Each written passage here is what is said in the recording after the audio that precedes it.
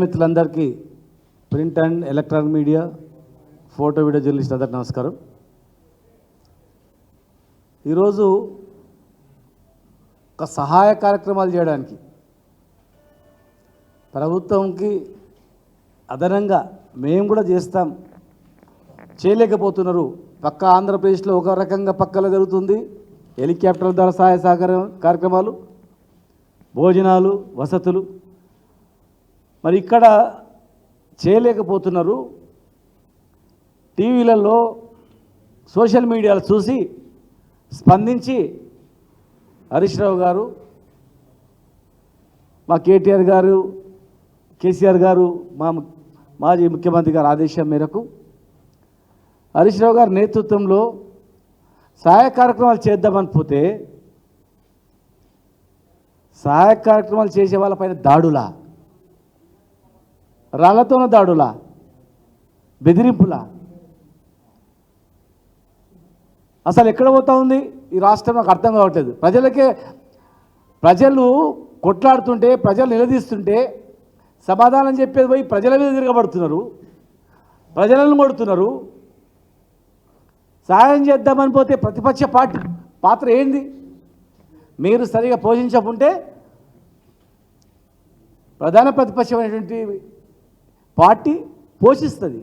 మీరు సహాయ సహకారాలు అడిగి తీసుకోండి, ఇంకా అనుభవం తీసుకోండి, మీరు కూడా రాండి, పని చేయండి అని అదొక విజ్ఞత ఉంటుంది. మీరు చేయరంట, చేష్టలను చేయనియరంట, దాడులు చేస్తారంట. ఇది ఎక్కడ న్యాయం? మొన్న హరీష్ రావు గారి ఆఫీస్, సిద్దిపేటలో ఆఫీస్ పైన దాడి. క్యాంప్ ఆఫీస్ అంటే గవర్నమెంట్ ఆఫీస్, అది గవర్నమెంట్ ఆఫీస్ పైన దాడి. పర్యటనలు చేస్తుంటే దాడి, మాట్లాడుతుంటే మాటల దాడి, ఇలా డైరెక్ట్గా రాళ్లతో దాడి.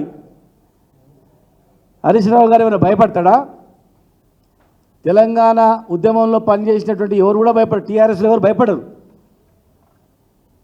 తెలంగాణ గురించి ప్రాణాలను పణంగా పెట్టినటువంటి నాయకుని కనుసనల్లో పెరిగినటువంటి మేమందరము, కేసీఆర్ గారు ఏమైనా ఉద్యమం చేసినటువంటి హరీష్ రావు గారు, కేటీఆర్ గారు, మా తమ్ముడు సుమన్ గారు, శ్రవణన్న గారు, రవి గారు, మా మహమూద్ అలీపై మేమందరం కూడా తెలంగాణ రాకపోయినా సత్య వరకు తెలంగాణ గురించి కొట్లాడి జైల్లోకి పోయి వచ్చిన వాళ్ళం. ఆనాడే మప్ప పెడతామంటే కూడా ఎంతోమంది గుండాయిజం చేస్తే కూడా భయపడలే. తెచ్చిన తెలంగాణలో తెచ్చి ఇన్ని ప్రాజెక్టులు కంప్లీట్ చేసి ప్రారంభోత్సవ సమయంలో ఎలక్షన్ కోడ్ వచ్చిన మిగిలిపోతే మీరు ప్రారంభోత్సవాలు చేసుకొని అదే క్రమంలో సంతోషం చేసుకోండి. కానీ ఈ భయపెట్టించి, బీఆర్ఎస్ను భయపెట్టించి దాడులు చేసి కంట్రోల్ చేసుకుంటామంటే మాత్రం అది జరగని పని. ఏ ప్రజలు కూడా దాన్ని విశ్వసించరు, మెచ్చుకోరు. మీరు ఒంటరిగా పోయండి, ఊర్లలో తిరగండి, గన్మెన్ లేకుండా ఇలా ఎమ్మెల్యేలు, మంత్రులు పోయి ఊర్లలో తిరిగి అడగండి, ప్రజలు ఏం సమాధానం చెప్తారు? మా ప్రభుత్వంలో మేము ఎప్పుడు చేయలే అట్లా. 10 సంవత్సరాల్లో రాహుల్ గాంధీ గారు పాదయాత్ర ఉందంటే బందోబస్తు రాహుల్ గాంధీ గారి పాదయాత్రకు ఇబ్బంది కలగకుండా ఏర్పాటు చేయడం జరిగింది. రేవంత్ రెడ్డి గారు కూడా పాదయాత్ర చేస్తే ఎక్కడ కూడా అడ్డుకోవడమో దాడులు చేయడం ఎక్కడ జరగలేదు. బట్టి విక్రమార్క గారు పాదయాత్ర చేస్తే వారికి కూడా ఎక్కడ కూడా ఆటంకం కలగలే. ఇంకా ప్రభుత్వం నుంచి వారికి అనేక సహాయ సహకారాలు అందించారు. పాదయాత్ర చేస్తున్నప్పుడు అధికారులు కానీ వాళ్ళందరూ కూడా మంచినీళ్ళు కావచ్చు, రకరకాలుగా. ఏ కమ్యూనిస్టు పార్టీ చేసినా అంతెందుకు, ఒక ఆమె షర్మిల గారు పాదయాత్ర చేశారు, మొత్తం తెలంగాణ మొత్తం కూడా. మరి ఆమె పాదయాత్ర చేస్తే కూడా ఎంతోమంది తెలంగాణ నాయకులను తిడుతున్నారు అని చెప్పి దాడులు చేయడానికి పోతే కూడా వద్దొద్దు, దాడులు చేయొద్దు, మన సంస్కృతి అది కాదు, చేస్తే చేసుకొని తిరగని అన్నాడు. కానీ ఆనాడు మేమనుకుంటే మరి అంత సాఫీగా జరిగేటివా? ప్రజాస్వామ్యంలో ఒక పద్ధతి ఉంటుంది, ప్రజాస్వామ్యబద్ధంగా తెలంగాణ తెచ్చుకున్నాం.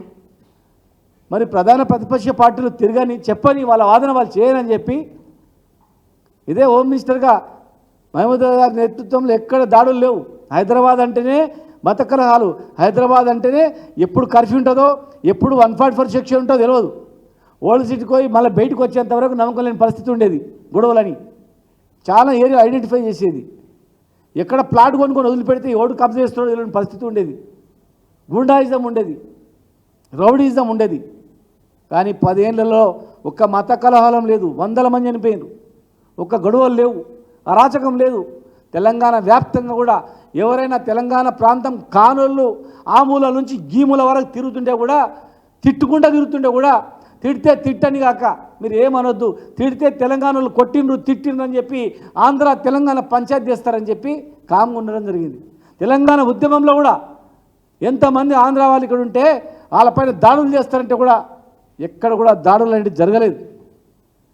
ఈరోజు కూడా కొంతమంది ఆంధ్ర నాయకులు తెలంగాణ సంఘాలలో చేరి తెలంగాణలో చుచ్చుపెట్టాలని ఎన్నో ప్రయత్నం చేస్తుంటే కూడా మనం అలాంటి పని చేయొద్దు, సమయం వస్తుంది, సరైన సమాధానం చెప్తాం, కానీ కొట్లాటలు పంచాయతీలు వద్దు, ప్రశాంతమైన తెలంగాణ ఉండాలని. ఇలా తెలంగాణ ఇంత ప్రశాంతంగా ఉంది కనుకనే ఎన్నో పెట్టుబడులు పెడతా ఉన్నారు. దేశానికి కరోనా తర్వాత పెట్టుబడులు ఎక్కడ పెట్టాలంటే డైరెక్ట్గా హైదరాబాద్లో పెట్టాలనే స్థాయి, అంతర్జాతీయ స్థాయికి కేటీఆర్ గారి నేతృత్వంలో తీయడం జరిగింది. కేసీఆర్ గారి నేతృత్వం తెలంగాణ మొత్తం కూడా బ్రహ్మాండంగా చేయడం జరిగింది. ఇలా మీరు దాడులు చేసి హరీష్ రావు గారిని టార్గెట్ చేసి హరీష్ రావు గారి మీద దాడులు చేస్తే తిరగడు, కేటీఆర్ గారిని హరీష్ రావు గారిని తిడితే తిరగరు, వాళ్ళని ప్రచారం చేద్దాం, దాడులు చేద్దామంటే ప్రాణం పోయినా సరే కానీ భయపడే పరిస్థితి ఉండదు.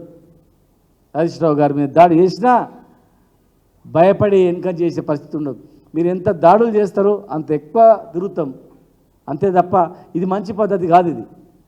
దీన్ని ఇమ్మీడియట్గా వాళ్ళని దోషులను శిక్షించాలా, కఠినమైన యాక్షన్ తీసుకోవాలి, ప్రజలకు భరోసా ఇవ్వాలి.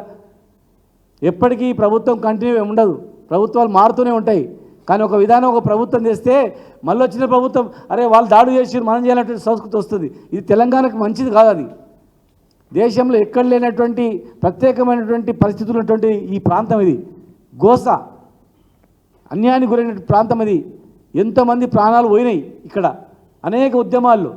ఇలా మంచి ప్రశాంతంగా తెలంగాణ తెచ్చుకొని పరిపాలిస్తుంటే మీ అనుభవం అడగండి. ఒకవేళ ఇష్టం లేకపోతే మీరు కాము ఉండండి. దాడులు చేయడం, భయపెట్టేయడం, ఆఫీసుల పైన దాడులు చేయడం. హరీష్ రావు గారిని ఎందుకు టార్గెట్ చేస్తున్నారంటే హరీష్ రావు గారు కేటీఆర్ గారు కాము కూర్చుంటే అయితే అనుకుంటారు. అలాంటి 100 మంది హరీష్ రావు గారు ఉన్నారు మా పార్టీలో, 100 మంది కేటీఆర్ గారు ఉన్నారు. కేసీఆర్ గారు ఇట్లా పిలిపిస్తే లక్షల మంది కదులుతారు. ఒక హరీష్ రావు గారిని భయపెట్టించి రాళ్ళేసి దాడి చేసి వీళ్ళు తిరగకుండా చేయాలని సోషల్ మీడియా ద్వారా అసత్య ప్రచారాలు చేస్తే తగదది, మంచి పద్ధతి గారు. ప్రభుత్వం వెంటనే స్పందించాలా, ఇలాంటి దాడులు పునరావృతం కాకుండా చూడాలా. ఇలాంటి దాడులు మీరు ఇదే విధంగా కొనసాగితే మరి మా పార్టీలో కూడా లక్షల మంది సభ్యత్వం ఉన్నటువంటి పార్టీ, తెలంగాణ ఉద్యమంలో విరోధంగా కొట్లాడినటువంటి యువకులు ఉన్నటువంటి పార్టీ, మరి ఎంతోమంది యువకులను ప్రజా సంఘాల చుట్టూ వాళ్ళను ప్రజాప్రతినిధులు చేసినటువంటి పార్టీది. కానీ మరి మీరాగా వీళ్ళు కూడా చేస్తే రాష్ట్రం ఏమైపోవాలి అంటే మీరు కోరేది మేము దాడులు చేస్తూ మీరు కూడా చేయండి, మనం కొట్టుకోవాలి, ఇదే టైం పాస్ చేయాలా 4 ఏళ్ళు ఇంకా అనే పద్ధత, లేకపోతే ఇంకేం పద్ధతి? దీనికి వివరణ ఇవ్వాలి. ఇవ్వకపోతే మాత్రం ఖచ్చితంగా మేము మళ్ళీ హరీష్ రావు గారు వచ్చిన తర్వాత, మేము మా కార్యనిర్వాహక అధ్యక్షుడు వచ్చిన తర్వాత మేము కూర్చుంటాం, మాట్లాడతాం. మరి మీరు ఇదే విధంగా కొనసాగితే మా కార్యాచరణ ఏందో మేము కూడా లీగల్గా కొట్లాడతాం, ఫైట్ చేస్తాం. ఇది మంచి పద్ధతి కాదు. ఏమిటనే వాళ్ళని అరెస్ట్ చేయాలా, దాడి చేసినట్టు వాళ్ళు శిక్షించాలని చెప్పి డిమాండ్ చేస్తాం.